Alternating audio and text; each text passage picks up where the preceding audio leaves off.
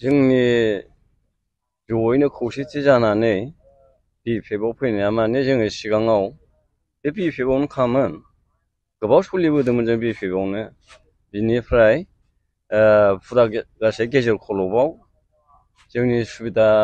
नागिरनायाव सुबिदा मोनैनि जुनै जोङो गेजेराव माबायाव हाबनाय जादोंमोन इउपिपिएलआव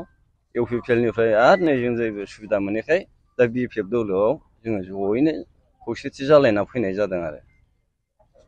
इउपिपिएल दल हिसाबै बा इउपिपिएल सरकार हिसाबै जेबो नोंथांमोननि समस्याफोरखौ गैया जेबो मोनथाय मोननाय जायाखै जों ओंखायनो दुखु मोनदों जोङो इउपिपिएलनिफ्राय ओंखायनो ओंखारफिननाय जाबाय जों हाहुनि समस्याखौबो जेबो फोसाबना गैया जेबो फोसाबना होनाय जायाखै बिसोरो ओंखायनो जोङो दुखु मोननानै बे नैबे दानि माबायाव हाबफिननाय जाबाय जों गासै खयजन दङ बिसोरो खयजन दं 28 जन दं दा बिपिएफआव थानानै बिपिएफखौनो मदद होसिगोन औ बिपिएफखौनो जोङो मदद होसिगोन बेवहायनो जों आखाइ थिखांबाय बिनिनो जों माबा आर'नाइ थार'नाइबो गानबाय जेब्लायबो जों बे बिपिएफजोंनो लोगोआव थासिगोन आरो हाग्रामा सरकार फैनायखौ लुबैयो नामा नोंथांमोना हाग्रामा सरकार फैनायखौथ' मानो लुगैया जानो लुगैखागोनानो जोंनि दिनै फैनायानो जाहैबाय सिगां समावहाय जोङो माने दंनाया बावनो दङमोन माने मा होनो इउपिपिएलआव दंमोन आरोना दा इउपिपिएलनिफ्राय इउपिपिएल सरकारा माने जोंखौ थगायनाय बायदि जाहैबाय जेबो माने अनसुंथाइबो होआ लामा सामाबो होगोन होननानै थगायनाय बायदि जाहैबाय आरो जोंखौ दा जों बिनि थाखायनो सिगांनि सरकारखौनो जोङो नांफिनगौ होननानै जोङो दा जोंनि बे बिपिएफ सरकारावनो जोङो नांथाबनाय जाफिनबाय आरो दा जितु दाथ' बिपिएफआ सरकार गैया बे हिसाबै फैगौ समावहाय हाग्रामा महिलाखौ सरकाराव फैजानो लुबैयो नामा नोंथाङा रायजो राजा जानानै नोंथांमोना जोंथ' रायजो राजा जानानै जोङो बे फैफिनजानो लुगैयो जोङो बिपिएफ सरकारानो जोंहा माने सोलिलांगोन मोजांबो जों बेखौनो लुगैयो फैफिनजानो खौसेयै दा नोंथांमोना बिपिएफ सरकारखौनो मदद होसिगोन जोङो जेब्लायबो मदद होसिगोन मा गामिनिफ्राय जोंनि गामिया पाथालसाना सानथिफुर प्राइमारि सानथिफुर प्राइमारि थ्रुयै जोङो जइन जाबाय औ 14 चिरां दुवार ब्लकआव जोंहा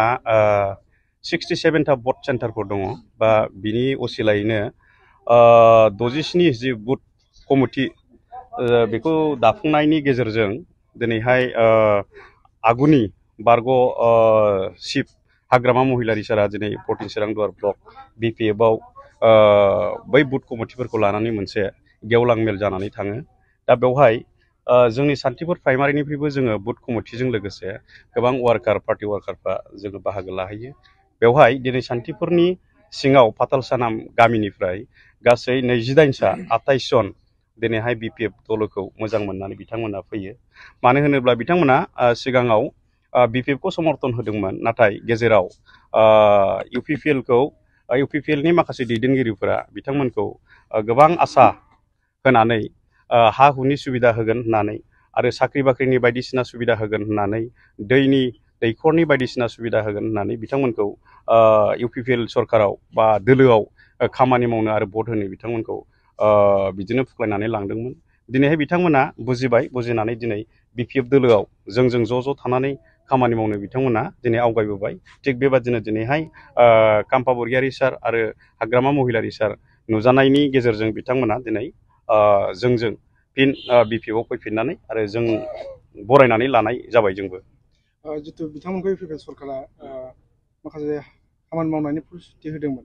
नाथाय मावफुंजानायखौ फोरमायदो ना मावफुंजायैखौ नोंथांमोननो फोरमायदो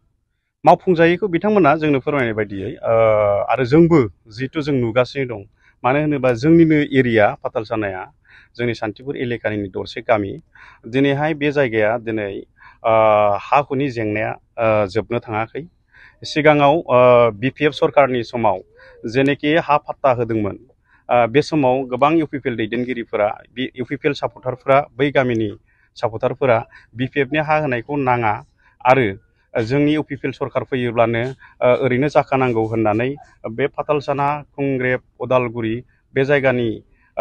इउपिपिएल सापर्टारफ्रा बन्सिथ' गावसोरखौनो खालामनानै लाबोदों दिनैहाय BPF सरकारखौनो बिथांमोना लुबैफिननानै आरो फिन बिथांमोननि जे हा हुनि समस्या गिबियाव जों मानसि हिसाबै थांनानै थानांगौबा हायानो जोंनो थामोनथा हिसाबै जोंनो नांग्रोगौ बे हिसाबै बिथांमोना आसा खालामनानै BPF फिन गभर्नमेन्टआव फैफिनोबा हा हुनि समस्या गामि ओनसोलनि समस्याखौ मावफुंनानै होगोन बेखौ आसा लानानै बिथांमोना दिनै फैनाय जाबाय। MP इलेक्सन जे फैगासिनो दङ बेसेबां आखाबादि MP इलेक्सना जोङो क'क्राझार सीट हिसाबै बा समस्ति हिसाबै जों एकदम 100% रोखा देरहानायाव जोङो फैबाय। दिनैनि जि रिजाल्ट मथथे दिनैनि जि नोंथांमोनाबो साननानै आरो ससियेल मिडिया गासैबो ओरै बेरायनानै दिनैनि दिनाव मिथियो मानो होनोबा एकदम क'क्राझार हिसाबै एकदम रोखा जों देरहानाया BPF पार्टिया देरहानाया एकदम रोखा आरो दरं उदालगुरि हिसाबैबो एकदम जेरैहाय 100% देरहानाया BPF-आनो फैबाय जों बेखौ बुंनो हायो। प्राइमारि हिसाबै जोङो थांनाय BTC इलेक्सनाव जोङो जेनदोंमोन। दिनैनि दिनाव जिबादि जोंनिफ्राय जि UPPL-आव थांनाय BPF-निफ्राय UPPL-आव थांनाय आरो गोबां UPPL हिसाबै बायदि बायदि माबायाव थानानै संगठन बा पार्टियाव थानानै भट होबोनाय बिथांमोना दिनै BPF-जों लोब लोब फैगासिनो दङ आरो जोंनियाव कयेक दिननि उनाव गोबां जोंजों जयनिं जानो थांगासिनो दङ। सान्तिपुर प्राइमारि हिसाबै जों बेखौ लागासिनो दङ मथे जोंनाव लिस्ट जागासिनो दङ फैगासिनो दङ। जों मोनसे प्रग्रामनि गेजेरजों जोंनि एलेकायावनो मोनसे जायगायाव बेबायदि प्रग्राम लानानै जोङो जयनिंखौ खालामगोन। जितु मैया UPPL-आ रायन' थिनालियावहाय मोनसे जयनिं प्रग्राम लादोंमोन जोङो मिथिनो मोनदों जे बिथांमोना गावसिनि मानसिखौनो गावसिनियाव जयनिं खालामदों होननानै। बेथ' सैथो खोथा बे सैथो खोथा जोंबो नुदों जोंनिफ्रायबो जों मानसि थिनहरदों बिथांमोना 1200 जन 1200 सा माने UPPL-आव BPF आरो कंग्रेस बायदि बायदि दोलोनिफ्राय मासाब जाफैदों होनदों नाथाय गासै मिथिङावनो 400 जननि बारा नङामोन बोरै 1200 जन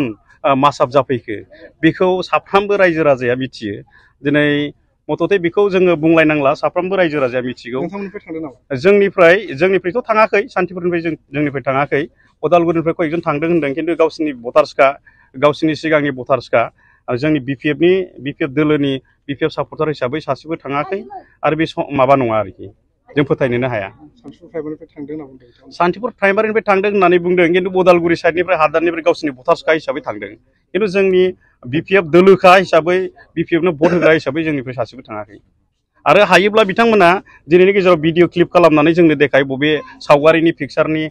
भटार्सआ BPF भटार्सआ UPPL-आव थांदों मैयानि थाइखाजरा रायन' क्लाबाव जि प्रग्राम जादोंमोन फोथाराव देखायनो हायोबा देखाय बिथांमोना ससियेल मिडियायाव गोबां थायोमोन गोबां होयोमोन नाथाय ओइदिनखालिनि जि प्रग्राम बिनि जेबो जों इसेबां ससियेल मिडियायाव नुनो थाङाखै आरो नोंथांमोनाबो मिथिगौ रायजो राजाबो गासिबो मिथिगौ जाय बिथांमोना ससियेल मिडिया नायो।